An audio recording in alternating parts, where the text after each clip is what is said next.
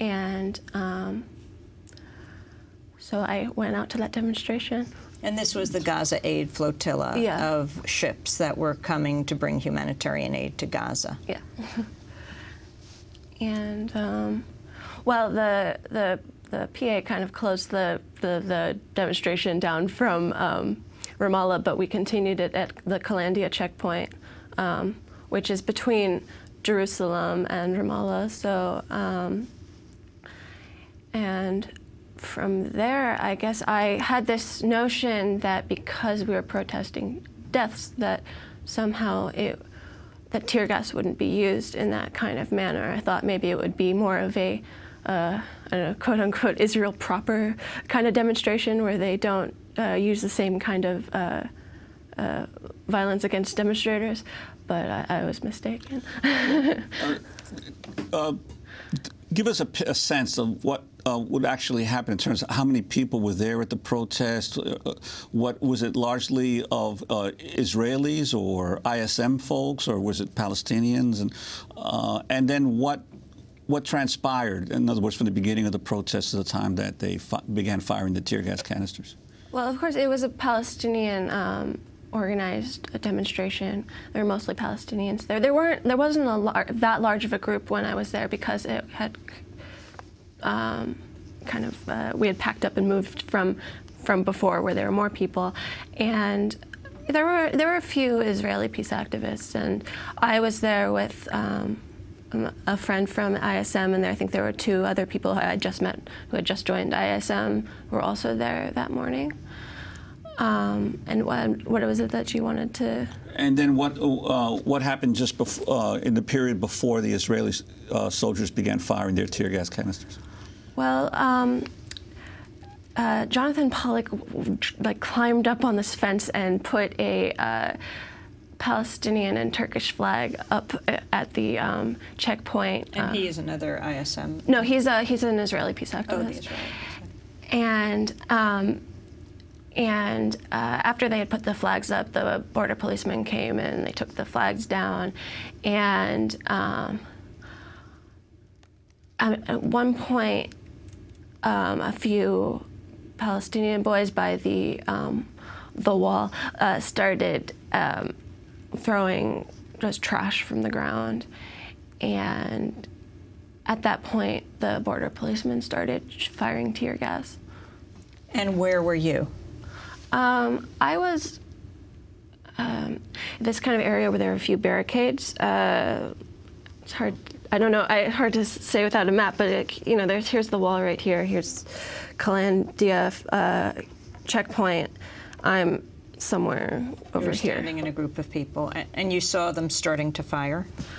I didn't see them firing. I saw it starting to land, and so I was trying to find out where it was coming from so that I could get away from it. But it must have been very close because felt like there was no time between it landing, between seeing it and landing for you to actually find out where it was coming from. I think one of the articles that was written afterwards quoted you as saying to a friend, "I didn't expect to have this kind of trouble at this. Maybe I should move away from here," or something like that.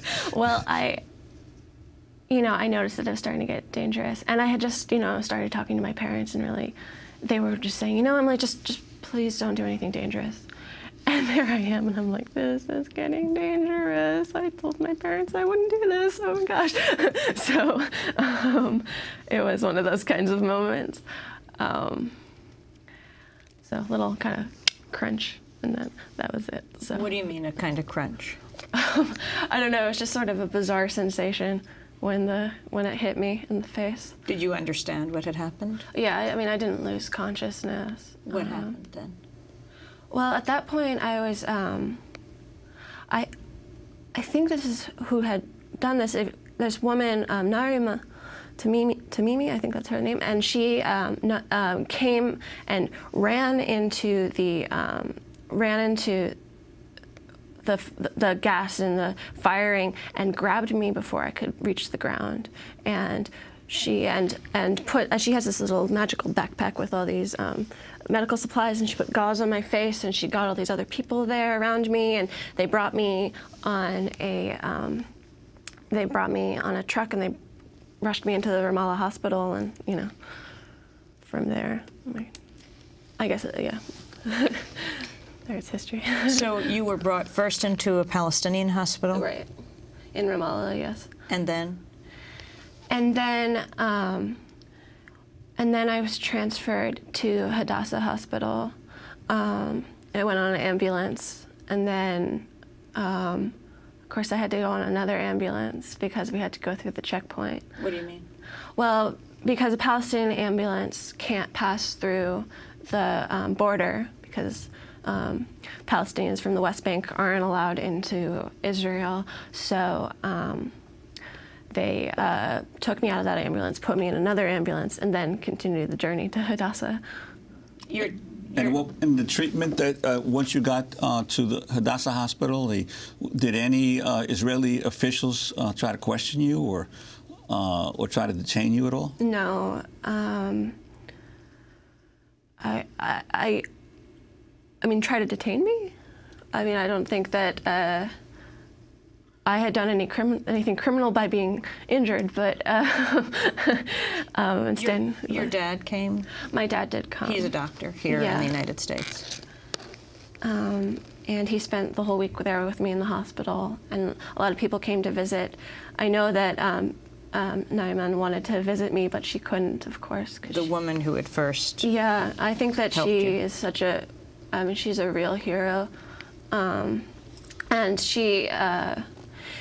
she's from Nabi Saleh, and because it's Area C and they don't allow a lot of the building permits in that area, there's a demolition order on her house, and she has to go through all this stuff where she is constantly fighting this and not getting, and like so many Palestinians, not really getting a voice about it. And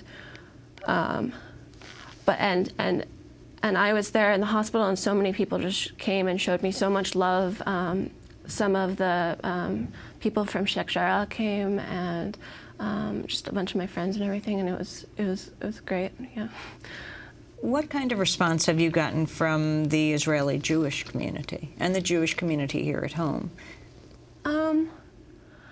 I guess it's mixed. I did anger a rabbi, I suppose, but I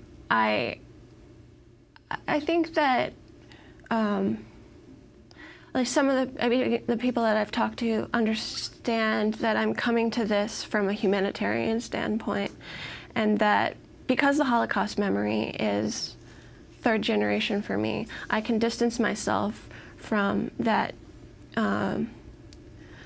that urgent need for a Jewish homeland and that kind of feeling of insecurity, and I can look at the situation and see that there are some basic inequalities going on.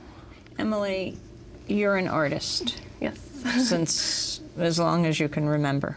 Basically, yes. You have been drawing. What does it mean to lose your eye?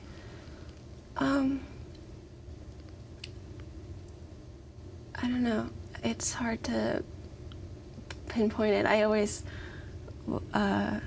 been so fussy about my eyes. I always wanted my prescription to be perfect, and I was scared of getting LASIK surgery because I didn't want anything to happen to my eyes.